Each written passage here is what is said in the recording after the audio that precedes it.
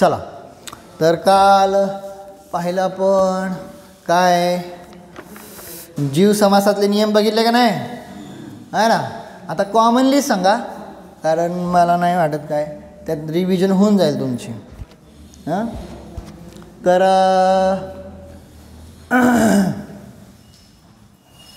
का पाठ करून आलाय कालचे नियम पाठ करून आलाय का पडदिशी सांगा. एक जण फक्त हात आलं बाकी कोण पाठ करून आलाय का कालचे नियम. का काय अहो उत्तर द्या यस नो हो नाही. एक हां वेदाचेच की वेदाचेच विचारतोय मी दुसरे कशाला काय विचारते जन्माचे नाही विचारत आहे ना. वेदाचे नियम पाठ करून आलाय का. हां 1 2 3 3 तर 4 किती आहे अजून बस आहे का नाही. तर ठीक आहे पहा.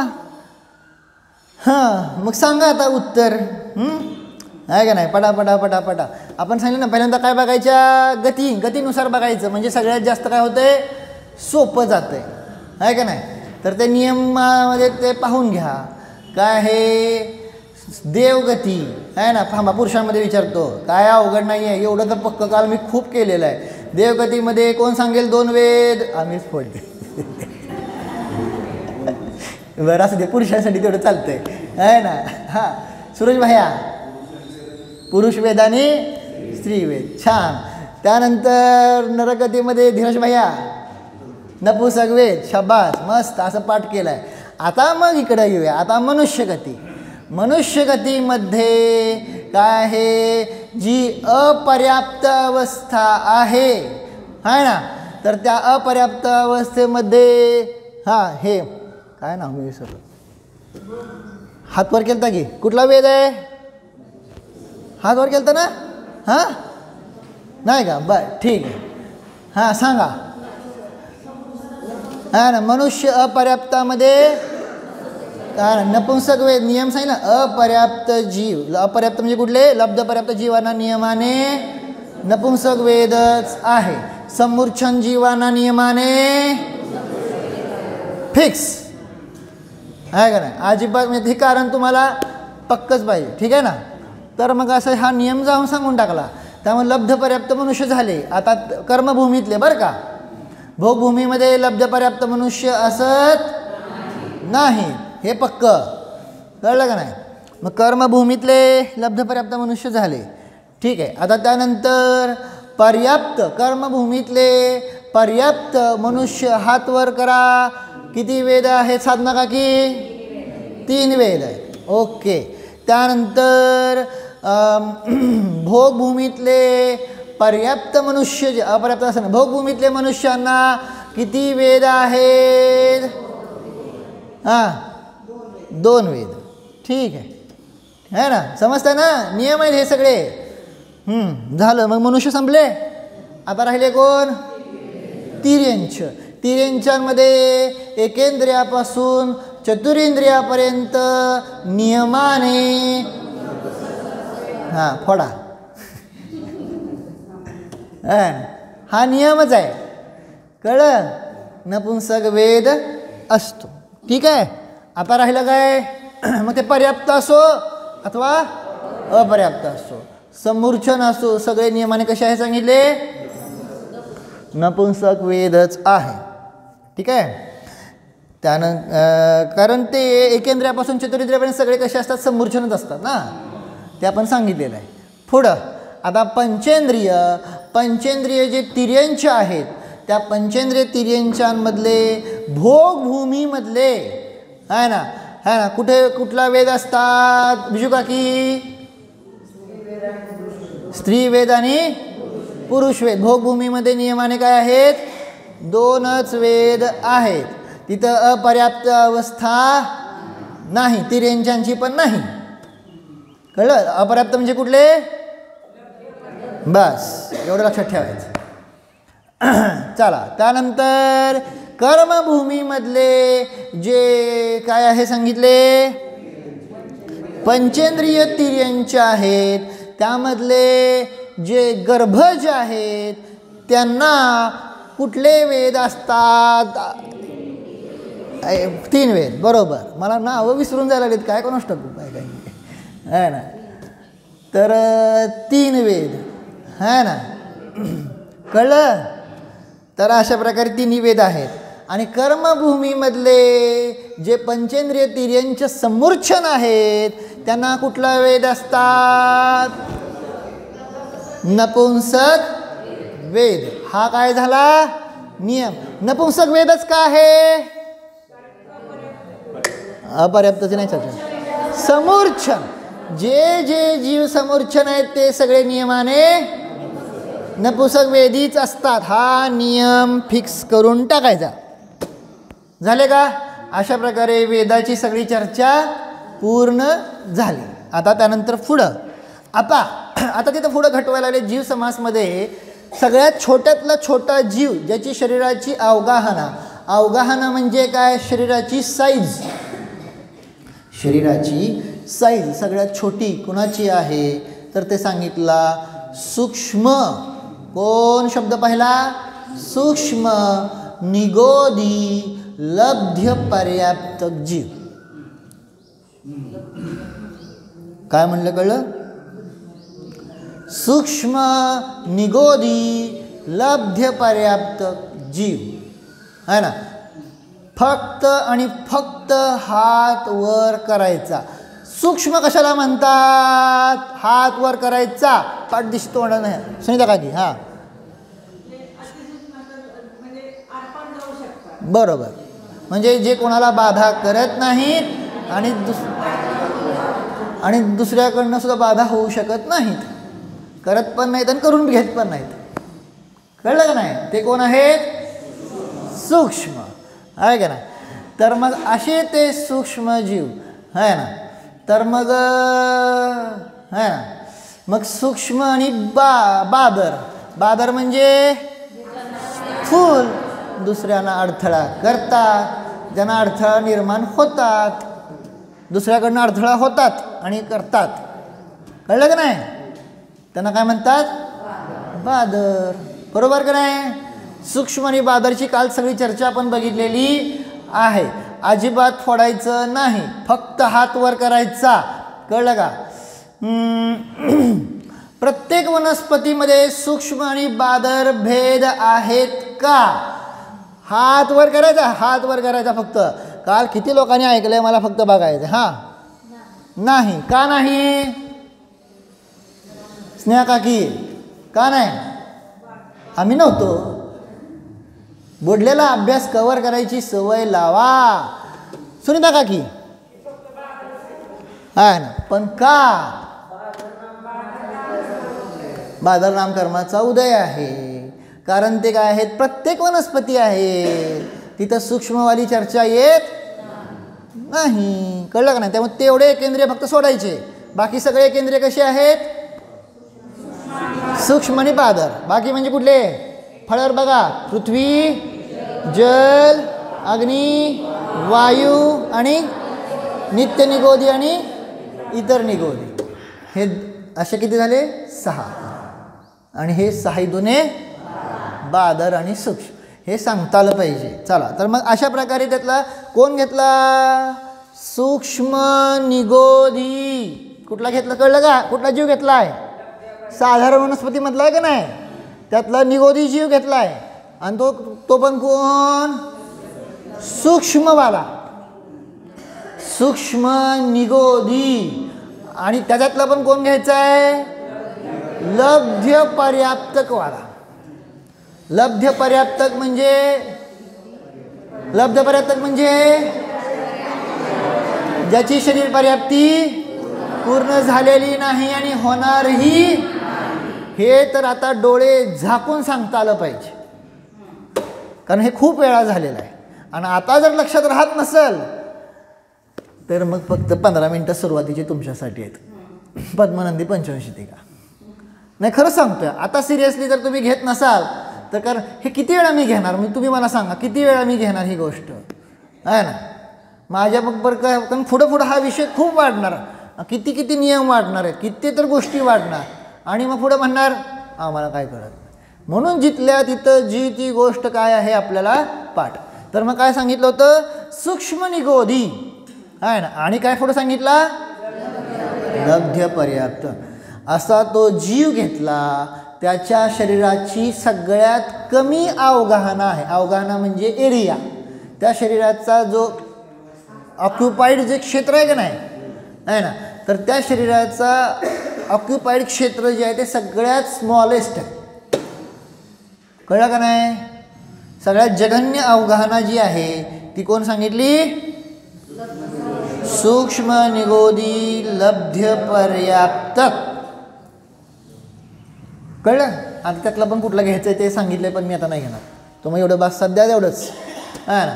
आणि उत्कृष्ट शरीराचं सगळ्यात उत्कृष्ट अवगाहना कोणाची आहे, देवांची नाही, नारकीची नाही आणि मनुष्याची नाही. कोण आहे, तिर्यंच. तिर्यंच्यामध्ये कोण, महामत्स्य.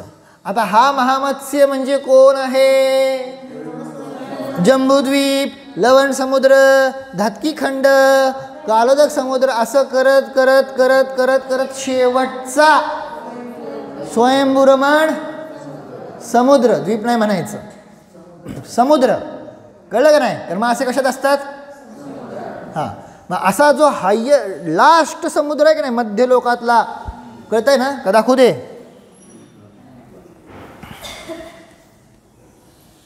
आता हे पुसायला लागणार, नाहीतर मग इकडे दाखवतो.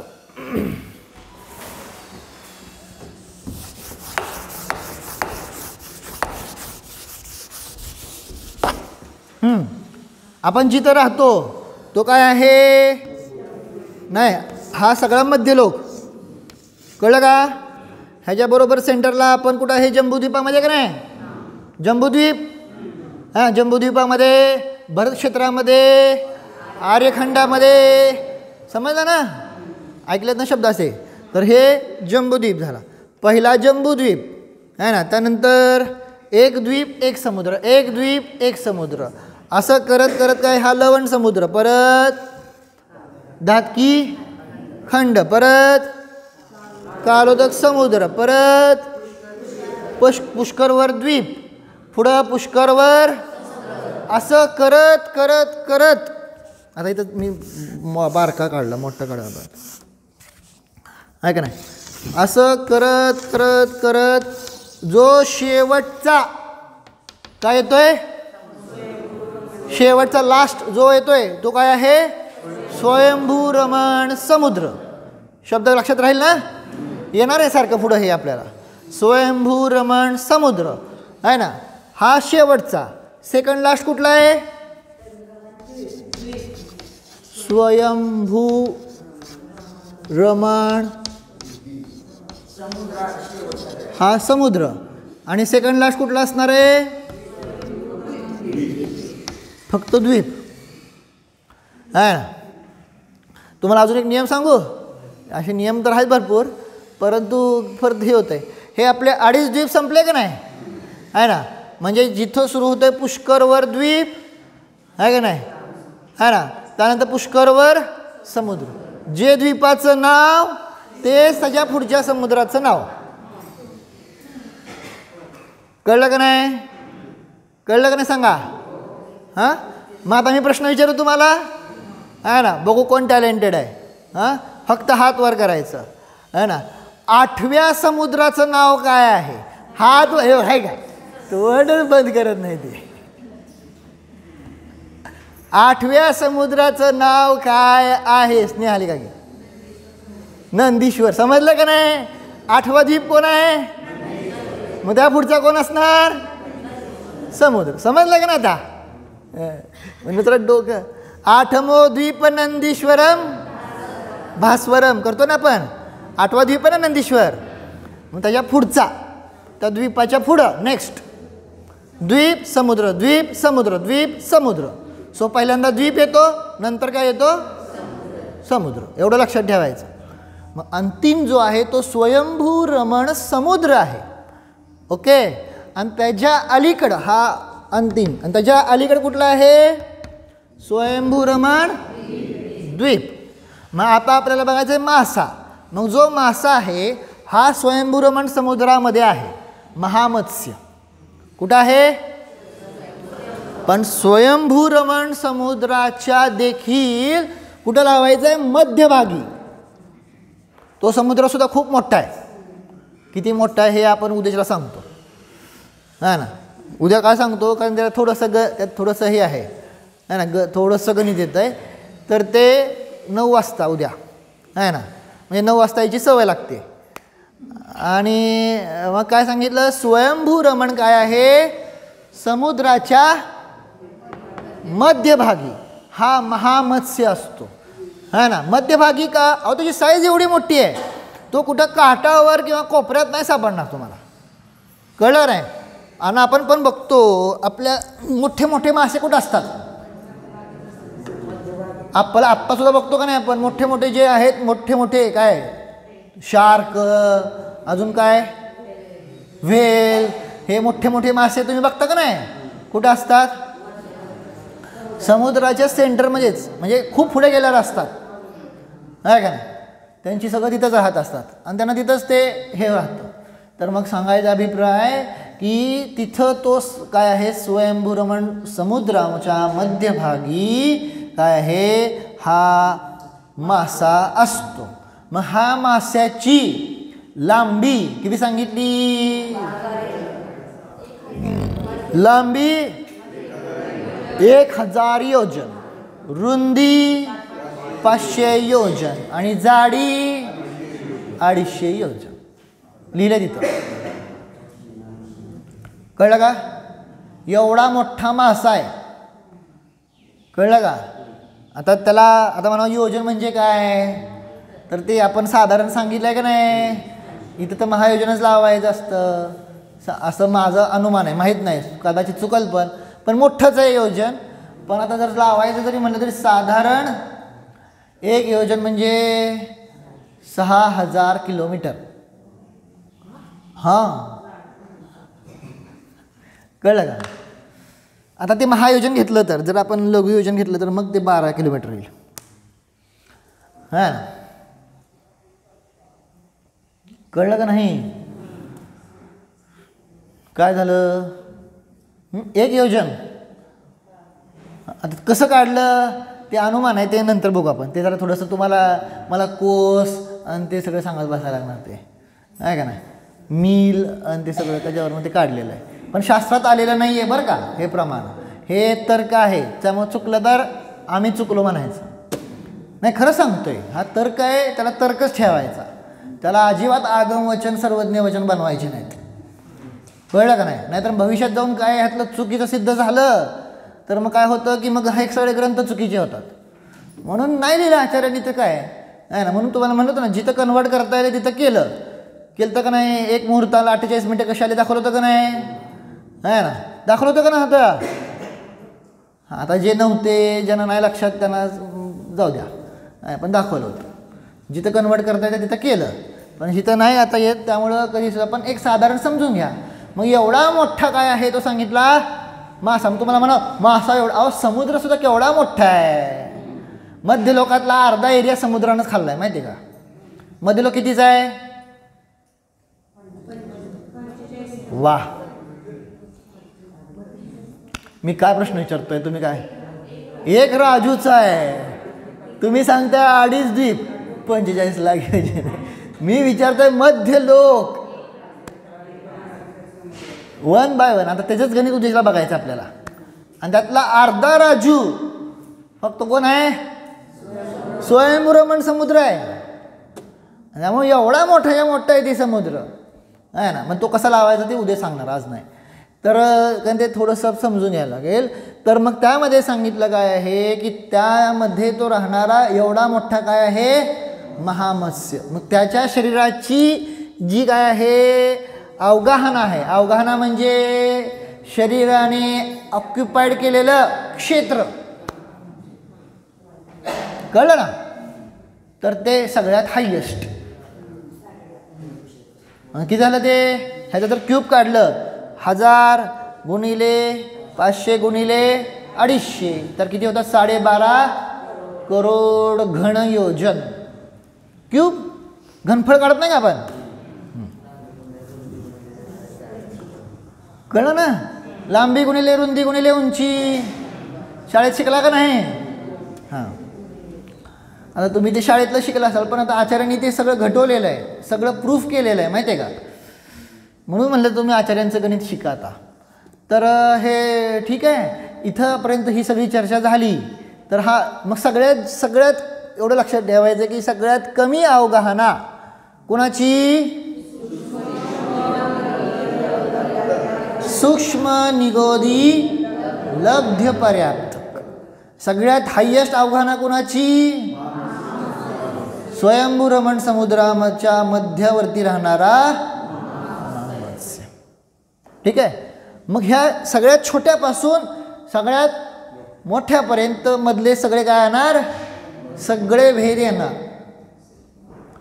आहे ना. सगळे म्हणजे सगळे तिर्यंच्यांचे, कळलं का, तिर्यंचे का तिथले, मनुष्यांचे, देव, नारकी सगळ्यांचे काय होतात, ह्या अवगाहना ह्यामध्ये गर्भित झाल्या, कारण ते सगळे मध्यम भेदात येतात. सगळ्यात स्मॉलेस्ट कोण, सूक्ष्म निगोदी लब्ध पर्याप्त, कारण सगळ्यात हायेस्ट कोण, महामत्स्य.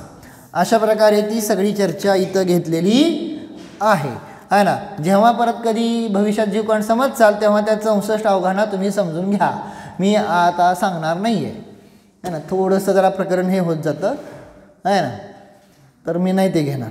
ठीक आहे. पुढं बघा आता, पुढचं पेज आहे ना. 5 इंद्रियांची उत्कृष्ट अवगाहना आणि जगन्य अवगाहना घटवलेली आहे ना. मग एकेंद्रिय जो आहे, त्या एकेंद्रिय पद्मकमळ आहे ना, पद्मकमळ ते किती सांगितलेलं आहे, काही अधिक 1000 योजन लांब एवढं कमळ आहे. आता हे कमळ कुठं सापडणार, हे सगळे हायेस्ट वाले आहेत ना, हे सगळे आपल्याला स्वयंभ्रमणामध्ये सापडतात. मग हे कमळ सुद्धा कुठं सापडत आहे, स्वयंभ्रमण समुद्रात. पुढं द्विंद्रिय जो शंख आहे तो कितीचा आहे, 12 योजनाचा शंख साईज. मग एवढी साईज कुठं सापडते द्विंद्रियामध्ये, स्वयंभूरमण हा ना, समुद्राच्या काठी आहे ना, किंवा तुम्ही असं म्हणू शकता काय म्हणतात ना, द्वीपामध्ये सुद्धा लावू शकता आहे ना. पुढं त्रिंद्रिय, त्रिंद्रिय कोण आहे, लाल विंचू, रक्त म्हणजे लाल, कळलं, लाल विंचू किती आहे, 3 कोस एवढा विंचू. काय तुम्ही पिक्चरमध्ये बघता ना हॉलिवूडमध्ये वगैरे, सगळे मोठे मोठे प्राणी वगैरे आहे ना, ते म्हणा आहेत सगळे तिकडे आहेत स्वयंभूरमण समुद्रात. कळलं का, मग 3 कोस, कळलं का ना, 3 कोस. कोस समजते का तुम्हाला, 1 कोस म्हणजे आता किती किलोमीटर म्हणायचं, गेलो विसरून मी, आय थिंक 1.25 का 1.5 काय तर आहे 1 कोस आहे ना. तर असं कवीच चुकतं माझ्या, जास्तच असेल तर 3 कोस म्हणजे एवढं खूप मोठा आहे तो विंचू. पुढं चतुरिंद्रिय कोण, भुंगा, तो कितीचा आहे, 1 योजन आहे ना. 1 योजन म्हणजे तो सुद्धा किती खूप मोठा भुंगा आहे ना. मग तो कुठं सापडतोय, स्वयंभूरमण द्वीपामध्ये, समुद्रात नाही, म्हणजे अलीकडे आहे ना द्वीप, त्या द्वीपामध्ये. आणि पंचेंद्रिय महामत्स्य कुठं आहे, 1000 योजन. ठीक आहे. हे सगळे कोण बघितले, उत्कृष्ट अवगाहना. आता एकेंद्रियामध्ये जगन्य अवगाहनावाला कोण सांगितला, सूक्ष्म निगोदी लब्धी अपर्याप्त, घनांगुलाचा असंख्यात्व भाग. आता ते म्हणजे काय आता नाही सांगत, पुढं बघू हां. त्यानंतर द्विंद्रिय जो आहे तो कोण आहे, अणुंदरी, सगळ्यात द्विंद्रिय छोटा, कळलं का नाही, तो एक जीवच असतो, तो पण घनांगुलाचा असंख्यात्व भाग. त्रिंद्रिय जीव कुंथू, कुंथू नामक जीव तुम्हाला माहिती आहे का, कुठं साधारण सापडतात कुंथू नावाचे जीव,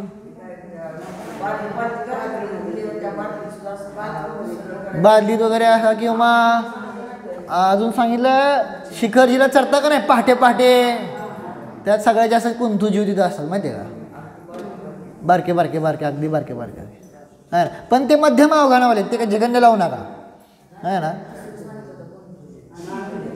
पण आपल्याला जे दिसतं ते मध्यम अवघानावाले, जगन्य अवघानावाले नाही आहेत ते, एवढं सांगतो. पुढं ते आहे जीवच आहेत ते द्विंद्रिय, ठीक आहे ना. त्यानंतर चतुरिंद्रियामध्ये कान मक्षिका, ते पण घनांगोलाचा संख्यात्व भाग आहे, पण ते संख्यात गुणा होत जात आहे, ठीक आहे. हे सगळं गणित आहे, नंतर बघू. आणि पंचेंद्रियामध्ये कोण आहे? सिक्त पंचेंद्रिय, सगळ्यात छोटासा. तर सिक्त मत्स्य म्हणजे तंदुल मत्स्य, कळलं का? कुठं सापडतं तंदुल मत्स्य आपल्याला? हां, मग तोच लावायचा नाही आहे, तो मध्यमवाला पण असतोय, पण जघन्यवाले पण आहेत. अगदी छोटे छोटे तांदळा एवढे मासे आहे ना. तर ते काय आहे सांगितलं? सिक्त मत्स्य सांगितला. पण स्वयंभूरमणातले लावायचे नाही आहेत हे सगळे, जगन्य लावाय. उत्कृष्ट सगळे स्वयंभूरमण द्वीप समुद्रातले, पण जगन्य सगळे स्वयंभूरमणामधले लावायचे नाहीत, कळलं का नाही? अर्थात तिथं पण हे जीव आहेत, जगन्य पण असतील, मध्यम पण असतील वगैरे, पण तिथलेच असा नियम नाही. उत्कृष्ट बघताना तिथलेच लावतो आपण, कळलं ना? हां, तर अशा प्रकारे ही सगळी चर्चा घेतलेली आहे. आता तुम्हाला माहिती आहे ना तंदुल मत्स्य महामत्स्याची गोष्ट? आता महामत्स्य माहिती आहे, बैल तर आपण मोठ्या मोठा आहे ना, मग ते असा झोपलेलं असतंय तोंड करून, त्याच्या तोंडात कितीतरी काय होतात? मासे ये जा करत असतात, आणि त्याच्या कानामध्ये तांदळा एवढा मासा असतो, तांदळाला समजतं का? आणि ते दोघंही जातात कुठं? 7व्या नरकात भेटतात. मग ते महामत्स्यवाला जीव विचारतो, अरे तू लगा, मी म्हणला मी ठीक आहे, मी लय प्राण्यांना मारलं केलं म्हणून 7व्या नरकात आलो, कळलं का? परंतु तू तर तांदळा एवढा आहे, कळलं का? आणि तू कसं काय 7व्या नरकात? तर त्यांनी काय भाव केले ते म्हणलं तुम्ही झोपायचा का नाही? तेव्हा मी भाव करायचं की कसला येडा आहे म्हणले, झोपा काढतंय, मी असतो तर ह्या सगळ्यांना खाऊन टाकलं असतं. अशा भावाने खाल्लं तर नाही, पण त्या भावाने काय झाला, तो तांदळा एवढा मासा सुद्धा कुठे गेला? 7व्या नरकात जाऊ शकतो. आता मला त्यापुढचं सांगायचं, 7व्या नरकात जाण्यासाठी काय लागतं माहिती आहे का? वज्र ऋषभ नाराच सहनन लागते. म्हणजे सगळे महामत्स्य नरकात जातात असं काय नाही आहे बरं का, आहे ना. पंचम गुणस्थानवरती पण आहे तिथं तिर्यांचं, कळलं का नाही? तर परंतु त्यांच्यावर वज्र ऋषभ नाराचं सहनन एवढं आहे, कळलं का? तर ते महामत्स्याकडे तर आहे, ठीक आहे, पण तंदुल मत्स्याच्या सुद्धा काय सांगितलं? वज्र ऋषभ नाराचं सहनन. बघा, म्हणजे तांदळा एवढ्या माश्यामध्ये सुद्धा, कळलं का? हे मला सांगायचं आहे पॉईंट. आणि तो कुठे जातोय? तसे परिणाम केले तर नियम बियम वगैरे काय नाही बरं का, नाहीतर म्हणचाल जाते नियमाने, तसा नियम नाही आहे, परंतु जाऊ शकतात. हां, म्हणजे त्या जीवाने जर चांगले परिणाम केले तर 5व्या गुणस्थानमधले सुद्धा किती उत्कृष्ट हे होतील, कर्मांची निर्जरा करत राहतील, प्रत्येक समयाला असंख्यात गुणश्रेणी निर्जरा होत राहील, कळलं का नाही? परंतु ते न करता ते जीव काय करतात? काय करतात? असे परिणाम करतात आणि नरकाधिकामध्ये जातात. आपल्या वाटतं काय वाईट आहे, आपली पण तीच गत आहे. आपण पण किती चांगलं परिणाम करू शकतोय का नाही? पण आपण कसले परिणाम करतो, आहे ना? हे स्वतः स्वयंपरीक्षा करा, हे नुसतं वाचायचं नाही, आहे ना. ह्यातून हे शिकायचं आहे आपल्याला की आपण सुद्धा त्याच्यासारखे चांगले परिणाम करू शकतो, चांगलं ज्ञान ध्यान संयम करू शकतो का नाही करू शकत? करतोय का? स्वयं अभ्यास करा. बुद्धी असून सुद्धा अभ्यास करताय का? काय विचारतोय, आहे ना. मी नाही काय म्हणत, जे करतात ते चांगलं आहे, जे नाही करत त्यांनी स्वयं निरीक्षण करा, कळलं का नाही? मग त्यांच्यासारखीच आपली गोष्ट आहे. त्यांच्याकडे एवढं वज्र ऋषभ नाराचं सहनन असून सुद्धा काय केलं त्यांनी? शुभ परिणाम सुद्धा केले नाहीत. शुद्ध तर लांबची गोष्ट, काय अशुभ परिणाम केले. तसं आपल्याला एवढी सगळी अनुकूलता असून सुद्धा ते तर तिर्यंचे होते, मनुष्य तर त्यापेक्षा हुशार आहे. काय मनुष्य प्राणी आहे का नाही? असून सुद्धा आपण कसं राहतो, कसं वागतो, कसं हे करतो, आणि त्याचं फळ आपल्याला काय भोगावं लागणार ह्याचं काय करायला पाहिजे, प्रत्येकाने स्वयंचिंतन करायला पाहिजे, नुसतं ऐकायचं नाही. खूप लोकांना वाटतं काय आपलं ऐकायचं काम झालं, पाठ करायचं काम झालं. नाही, तुम्ही 11 अंग 9 पूर्वापर्यंत पाठ केलेलं आहे. ती सगळी गोष्ट परत सांगतो आता, आहे ना. त्याच्यावर पण मी चिंतन केलं होतं, ते परत सांगतो आता, वेळेचा अभाव. ओके, समजलं का. परंतु आपल्याला काय करायचं, हे करून पुढची स्टेप घ्यायची आहे. आपल्या परिणामांचं काय करायचं आहे, निरीक्षण करायचं आहे. मग कळणार. काय सांगितलं होतं, मी कोण आहे, कुठल्या जातीचा आहे, सिद्धांच्या जातीचा आहे. त्यामुळे सिद्धांसारखं जाणूया, ध्यान करूया.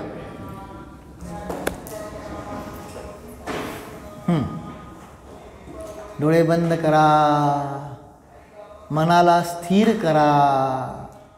मी स्वतःला जाणू शकतो असा विश्वास ठेवा. अनुभव करा, मी हा छोटा शरीरवाला नाही, मोठा शरीरवाला नाही.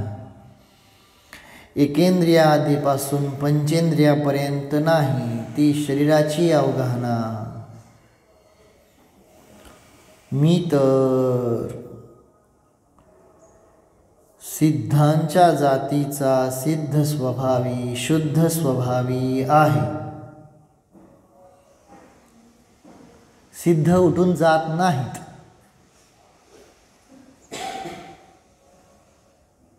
सिद्ध स्वभावाला जाणत असतात.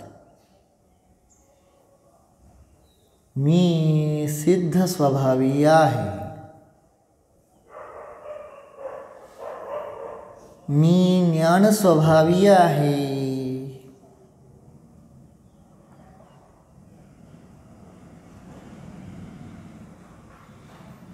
सिद्धांना कोणताही संसार नाही, आकुलता नाही. मला कुठला संसार नाही, आकुलता नाही. मी निराकुल आहे.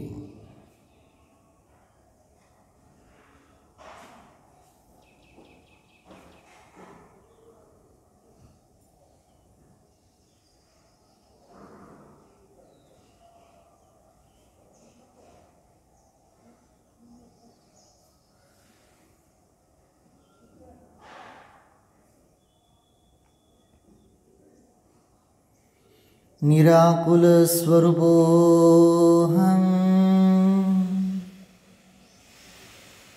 संसार विकल्परहितोऽहं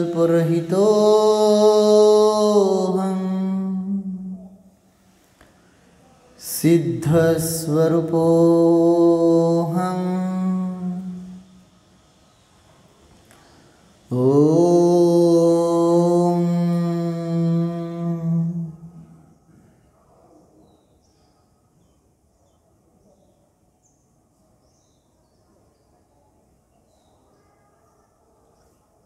विसर्जन. नमो अरिहंतान्